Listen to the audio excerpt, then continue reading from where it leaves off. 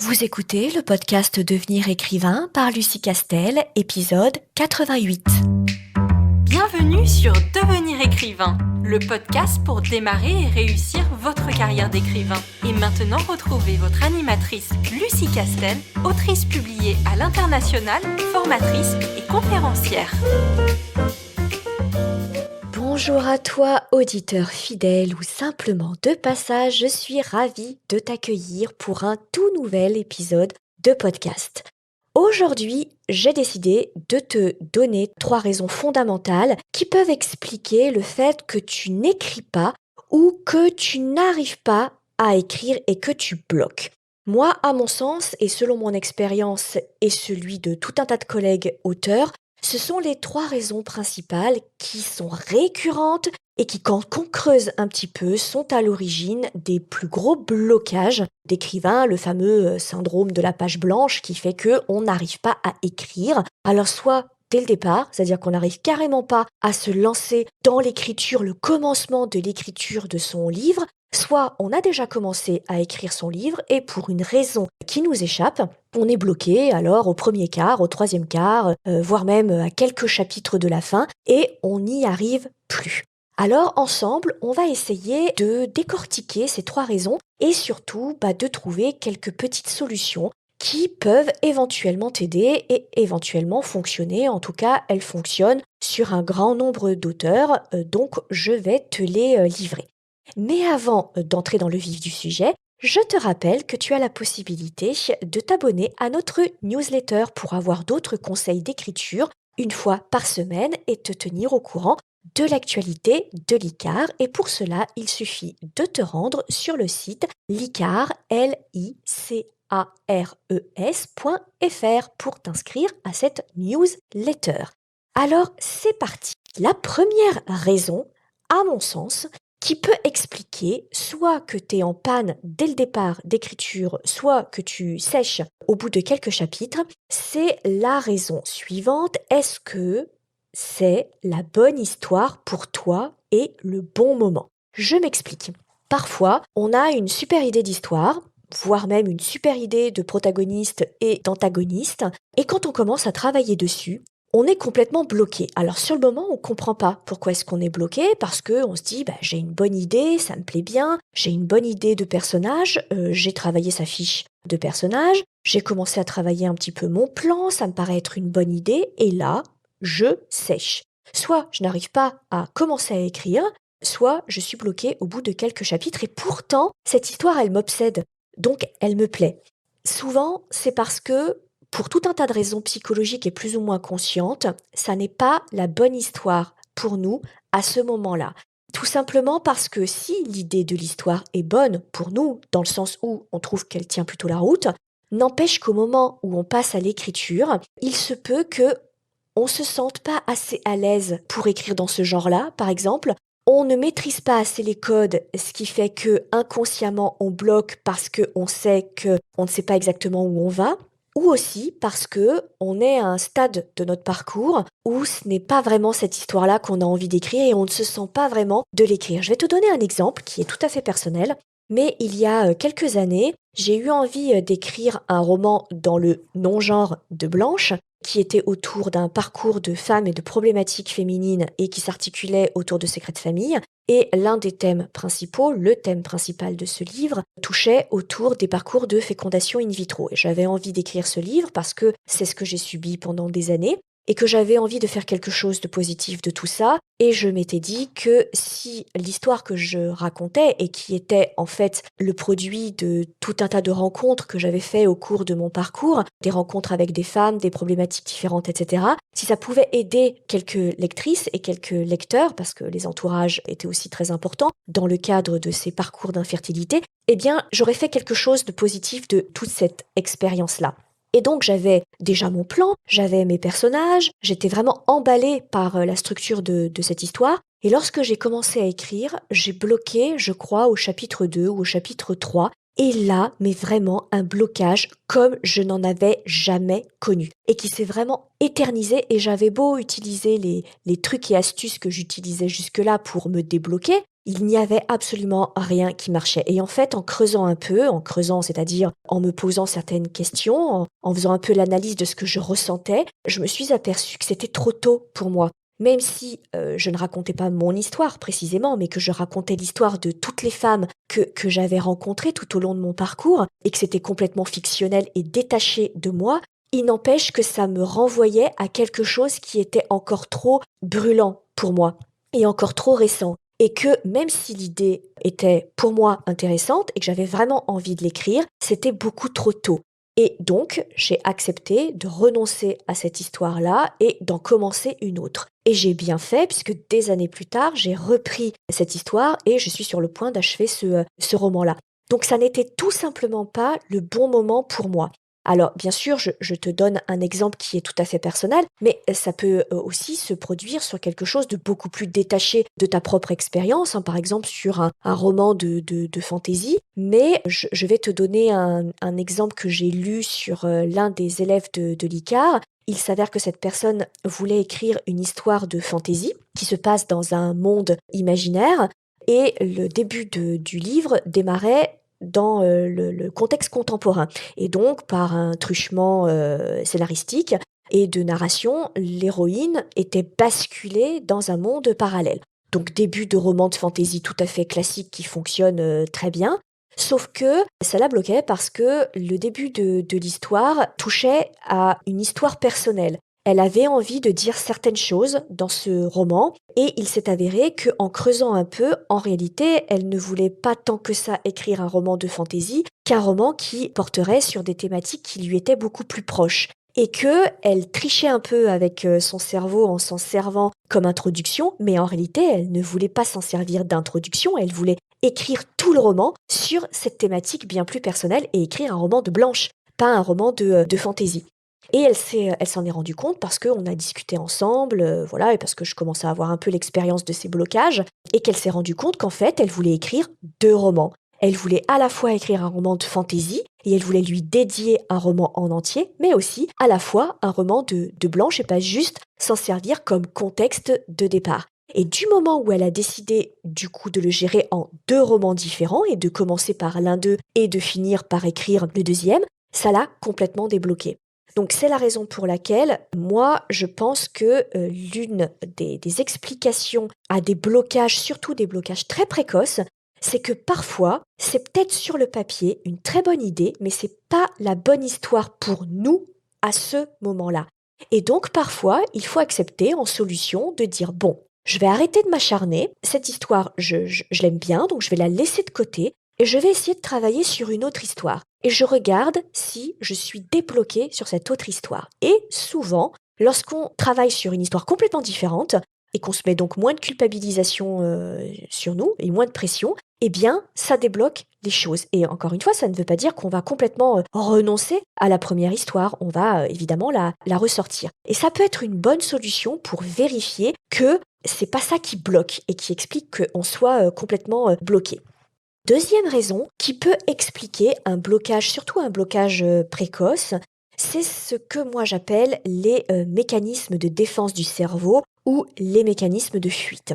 Là, je vais caricaturer un petit peu, mais en gros, le cerveau, son but ultime, c'est de fonctionner le plus normalement possible. Et il a tout un tas de mécanismes qu'il peut enclencher pour faire en sorte de maintenir l'organisme et la structure psychique en état de bon fonctionnement.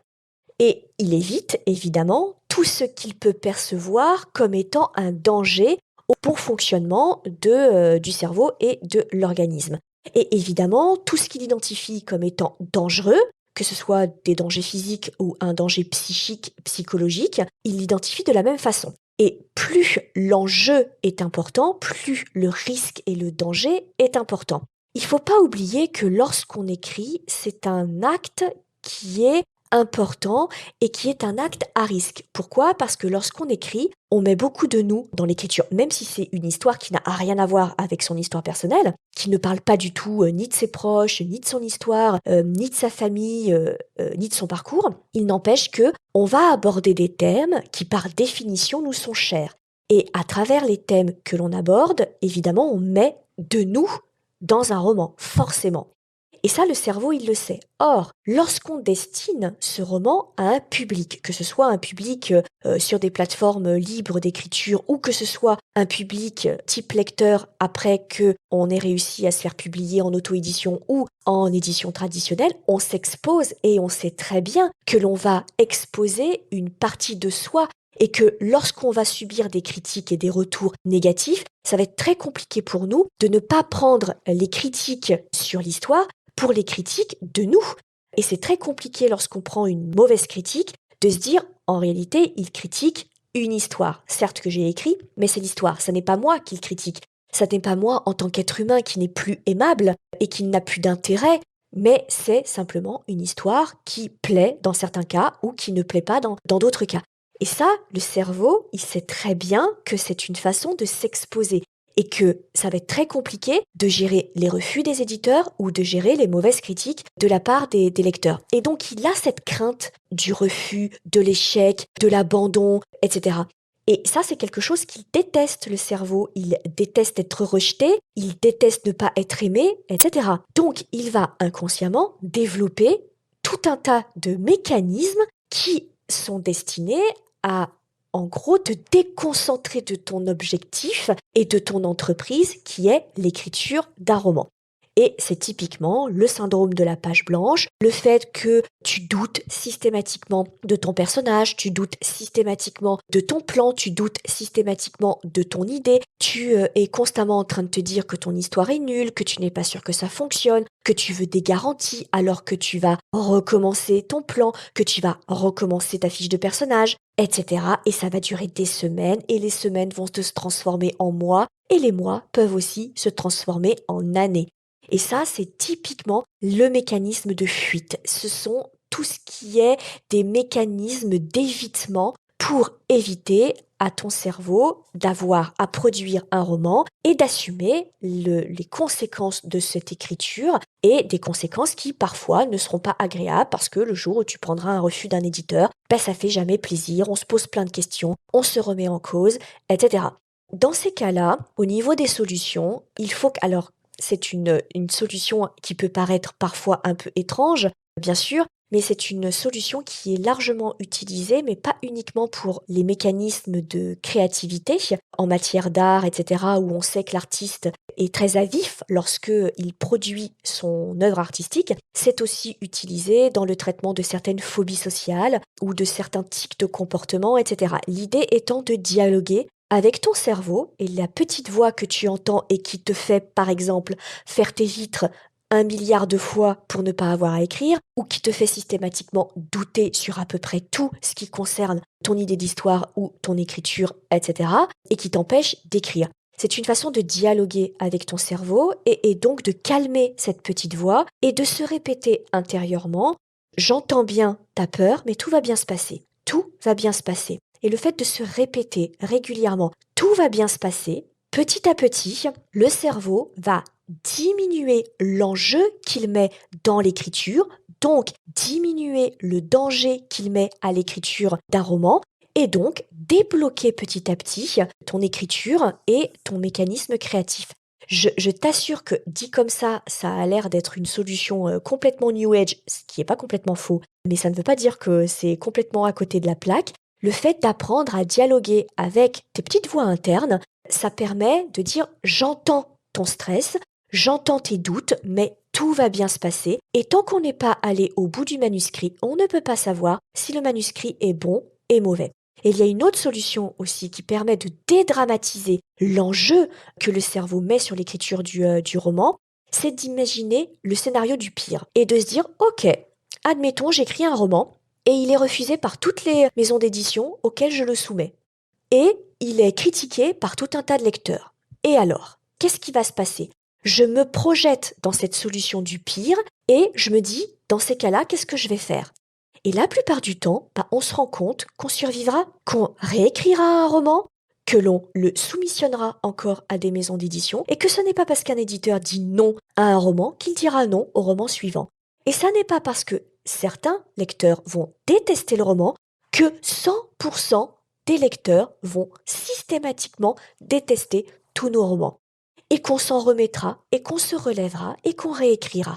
Et le fait d'envisager le scénario du pire, encore une fois, ça permet de calmer ces angoisses profondes et de faire redescendre la pression des enjeux. On utilise cette technique aussi beaucoup pour essayer de venir en aide aux personnes qui sont paralysées par le stress, qui ont des grands épisodes d'angoisse paralysante et de stress paralysant. Et en fait, on leur fait scénariser le pire. Par exemple, pour quelqu'un qui n'arrive pas à passer des examens parce que chaque fois qu'il va vers un oral, il est pétrifié par la peur et du coup il est complètement paralysé et il rate tous ses examens, on lui fait scénariser le pire. Et on lui dit, voilà, le pire pour toi, ce serait quoi ? Ce serait d'être sec devant un jury, ce serait de dire n'importe quoi devant un jury, de ne pas arriver à parler devant un jury. Ok, admettons, il se passe tout ça. Qu'est-ce qui va se passer ensuite ? Est-ce que tu survivras à ça ? Tu rateras ton examen ? Et alors ? Et alors ? Et le fait de scénariser le pire, ça permet de calmer ses angoisses et donc de calmer la notion de danger et d'enjeu que le cerveau met sur l'importance de l'écriture, et l'écriture est forcément importante pour toi. Et puis, troisième raison qui peut expliquer un blocage important et qui a tendance à s'éterniser, c'est que, en vérité, tes idées sont pas assez claires. En vérité, ton plot principal, ton intention littéraire n'est pas assez claire dans ton esprit. Et comme elle est floue, eh bien après, quand tu veux greffer des détails, lorsque tu veux bâtir ton plan, lorsque tu imagines les personnages secondaires, principaux, les antagonistes, quand tu imagines moult rebondissements qui va se passer, eh bien ça ne repose pas sur un socle assez solide.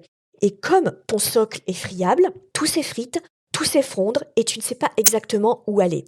Alors là, il y a un petit exercice qui est extrêmement révélateur et que je te soumets. Je te recommande de résumer tout ton roman ou toute ta série, si tu as un tome, 2 tomes, 3 tomes, peu importe, de résumer ton histoire en une phrase, en une seule phrase. Allez, je t'accorde 3-4 lignes si tu veux, mais une seule phrase.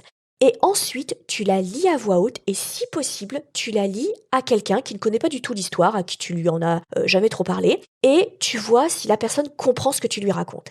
Si la personne est incapable de reformuler ce que tu viens de lui dire et qu'il n'a pas bien compris quelle était l'histoire principale, c'est typiquement que ton idée n'est pas assez claire. Si tu n'arrives pas à résumer ton roman en une phrase et que tu me dis « Ouh là là, mais une phrase c'est bien trop court, il se passe tellement de choses ».